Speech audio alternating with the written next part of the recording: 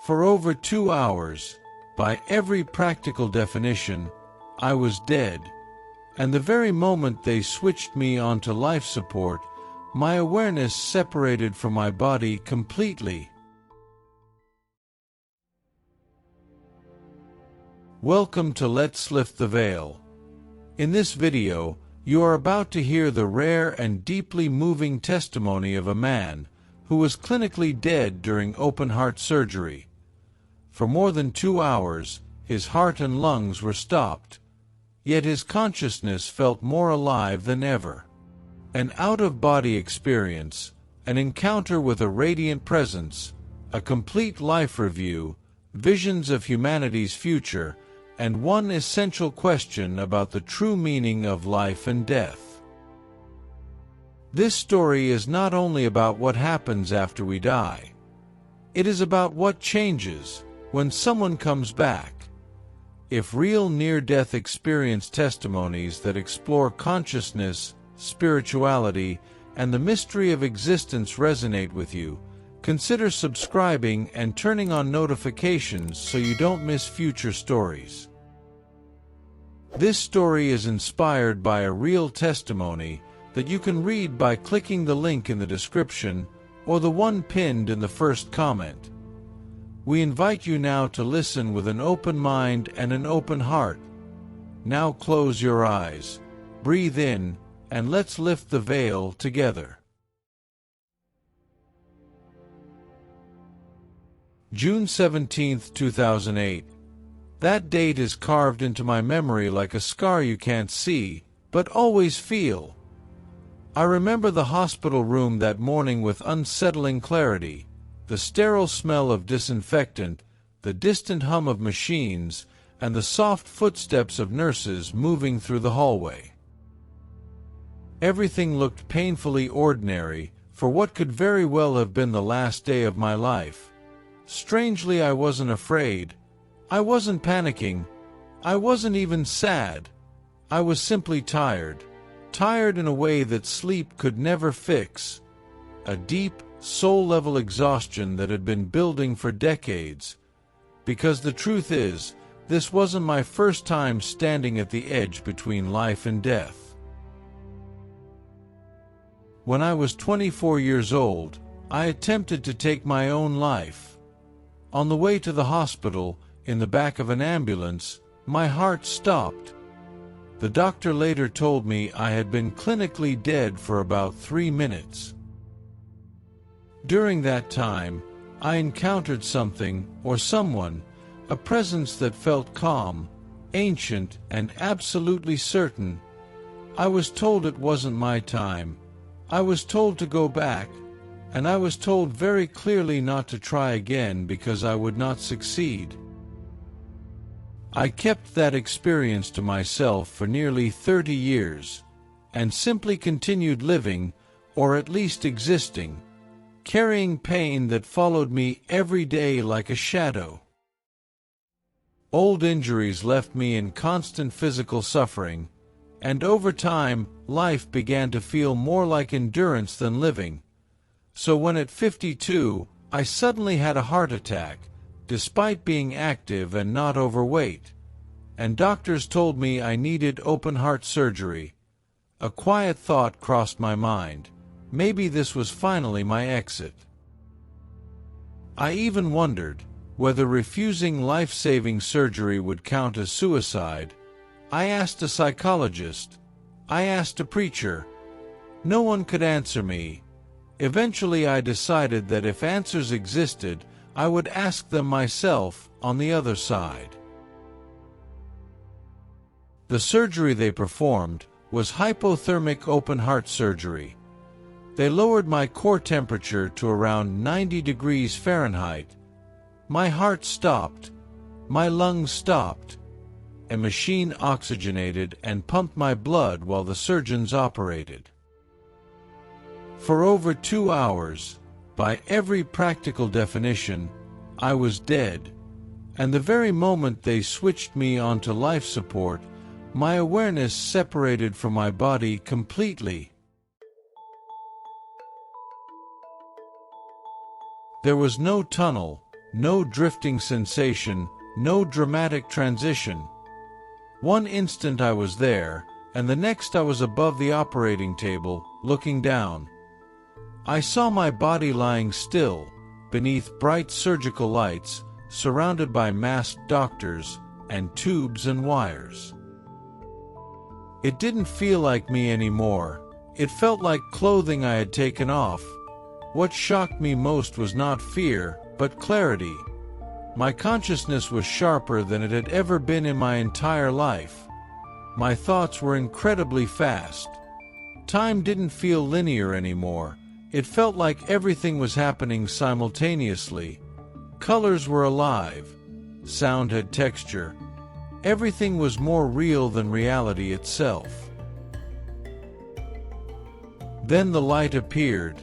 It wasn't a light like the sun or a lamp. It didn't shine onto objects.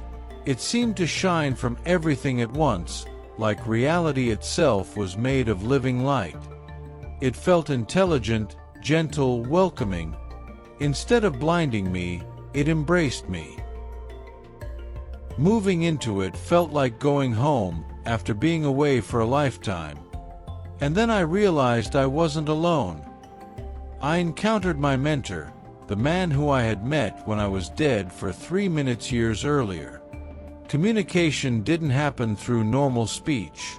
It was telepathic and verbal at the same time, with instantaneous understanding beyond language.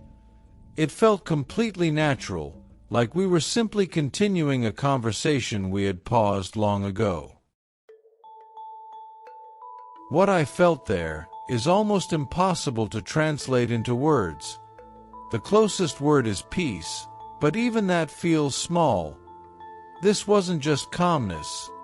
It was absolute peace, a state where nothing could hurt me, nothing could threaten me, nothing could ever be missing.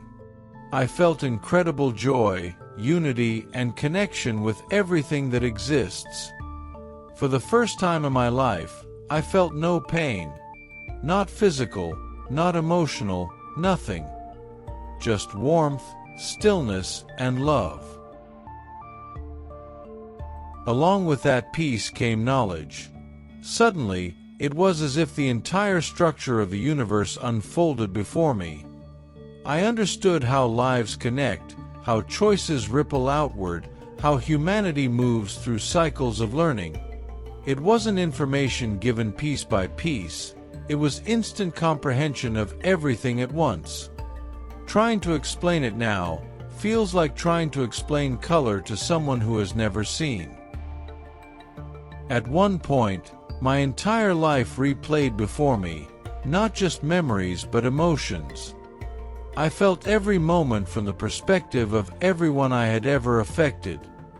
There was no judgment, only clarity and accountability.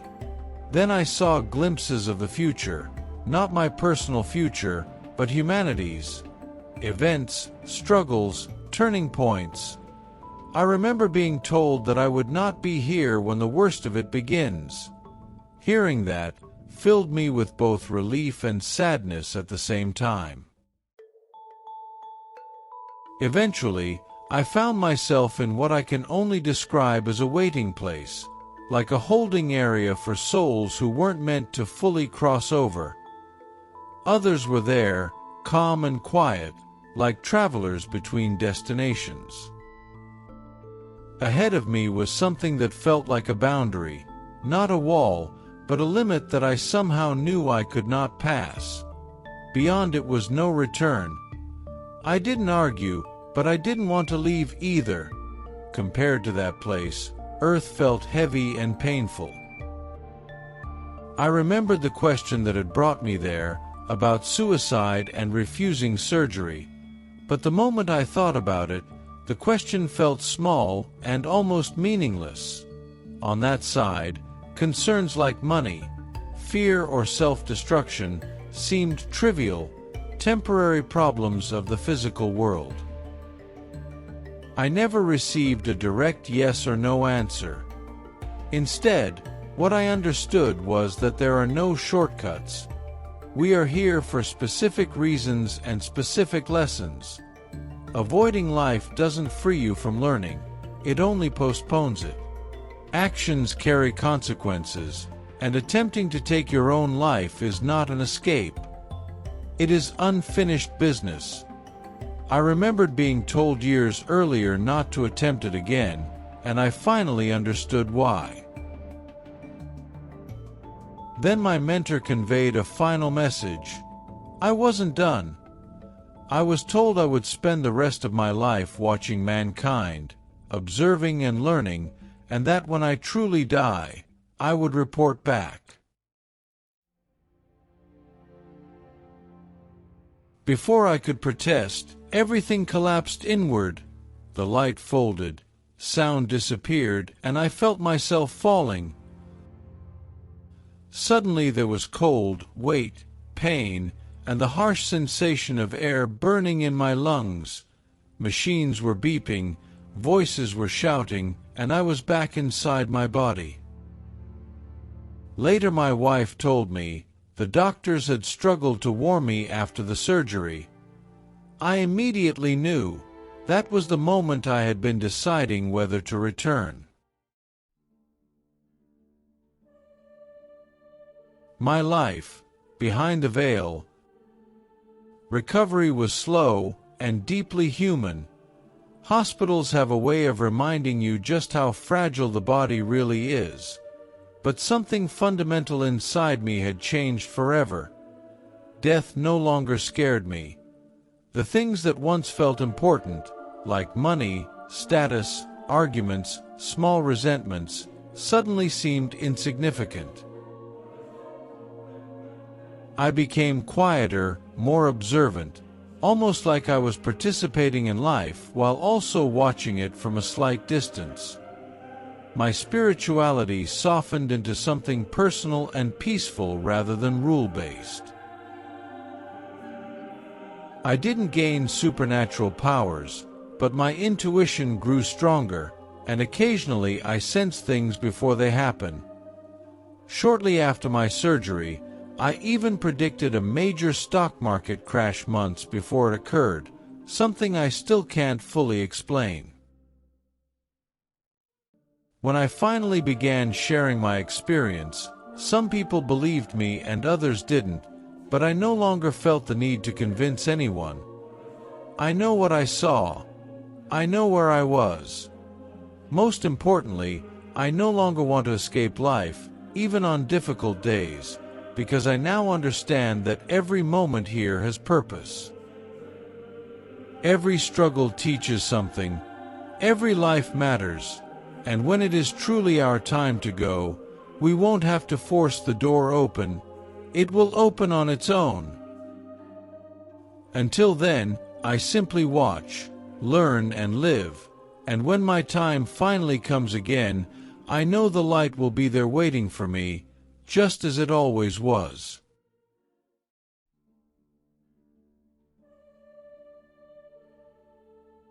Thank you for watching this testimony all the way through. Near-death experiences often raise more questions than answers, but they remind us of one essential truth. Every moment of life has meaning, even when we cannot see it yet. If this story moved you, feel free to leave a comment and share your thoughts or your own experience. Your voice might help someone else feel less alone. To discover more authentic testimonies and continue exploring the mysteries of consciousness and what lies beyond, subscribe to the channel and support the work by liking this video. For more first-hand accounts, watch the next episode on the following screen. New narratives drop regularly. Turn on the notification bell so you never miss one. Let's keep lifting the veil, one episode at a time. Take care of yourself and your loved ones. See you soon for another journey beyond the veil.